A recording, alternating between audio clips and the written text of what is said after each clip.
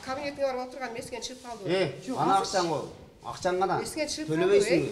Bila 14 kvartiran qarızın төле де, сутушни иштетесиң, уялбайсың бе? Ош шаарынын тургуну Зура Жаныбекованын тазалык ишканасына карызы 22 миңге жеткен. Ал 2021 жылдын июль айынан бери көрсөтүлгөн сумманы төлөбөй келет.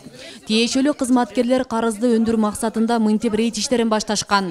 Жаныбекова талап боюнча 10 адамга 25 сомдон болгондо айына 250 сом төлөшү керек. Бул 12 адамдын акчасын алып жеп алып беришеби? 12 адам кирген жок да бергечи.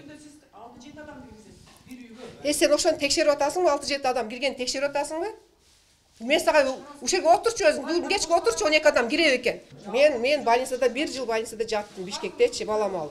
Төлөнбөй калдык, эски карыз. Төлөнбөй калган кийин барсам, алып келебиз. Мен акчаны мен өзүм төлөп коем деп Мирзам менин колуман акча алган.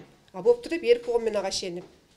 Ондан бутон мына калычанын колуна акча берген мен 10 000 сом. Ош тазалык ишканасынын кызматкерлери жарандар таштандыга аз акча төлөө максатында үйдөгү жашоочулардын санын жашырып коюшарын айтышат. Мисалы Зура Жаныбекова көп кабаттуу үйлөрдөн 14 батирди ижарага алып, аны күнүмдүк конок үйүнө айланткан. Муну жанында жашаган кошуналары да бышыктап, ызы чууга наразычылыгын айтышууда. Бул жолдо канча адам топтуда эркек деген жайы Өзбекстан, Казакстан топтуда. Квартиралары 35-36, почти общий эсептегенде 14 квартирасы бар, суточный иштетет. Анан бул гапарай тидадан бар, бирок мени жана жалган жала жаап кетти. 10 000 акча алгансың деп, бирок жалган. 10 000 акчаны эски карызга төлөгөн, бирок аны биз бардыгын квитанция боюнча сүрөттөрдө эсептери ham бар. Мен аны доказать этип берем. Эски жылдан мурда бир адамга төлөчү экен. Өзүлөчү. Анан биз мен эметке иштегенден баштап суточный квартира деп мен жазып, анан өтүп берем.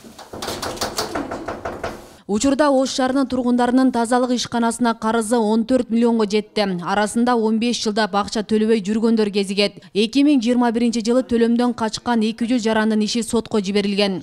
Төмөндөгү дарек 3 жыл эскертүү бар акчалык төлөнбөсө, уже бизге кызматтык кат жазып, юротделге кызматтык кат жазат, анан биз уже сотко тиешелүү документтер чогултуп баштайбыз. Сот биз жакка чечим чыгарып берсе, уже төмөндөгү дарек арестке коюлат. Арестке коюлгандан кийин купля-продажа деген эмелерге уже өткөзө албалат, сата албай калат да мына айтканда. Болгону якан өзүңүздөр көрдүңүздөр, ушинтип бизге төлөшпөйт. Өзү жашап туруп, таштандын эч жака үйүнө жашап туруп таштанды ыргытышат дагы, анан төлөөгө келгенде катышат да. Эми Ош шаардык тургандарга айтып кетилем, урматтуу Ош шаарынын тургундары, урматтуу абоненттер, ушу таштандынын төлөмүн өз убагында төлөп турсаңыздар, айдын 25-ине чейин.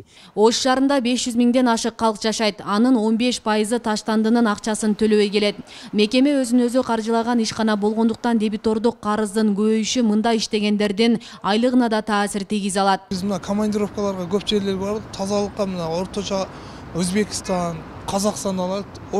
Тазалыкка ар бир адам санына 180 сомдон 130 сомго чейин төлөйт экен. Коңшу мамлекеттерде эң низки бизде Ошто 25 сом, бул эми элдерде эле түшүнөт, иштекке деле келбейт 25 сомго азырчы. Ошого байланыштуу биз ушул адам санын көбөйтүү пландалууда. Бейле кетсек, Ош тазалык ишканасында 350 кызматкер эмгектенет. Мындан сырткары каттоого алынбаган сырттан иштегендер да бар. Алардын көпчүлүгүн улайгандар толуктайт. Асел Сыдыкова, Илимбек Турсунбай уулу, Регион телеканалы, Ош шаары.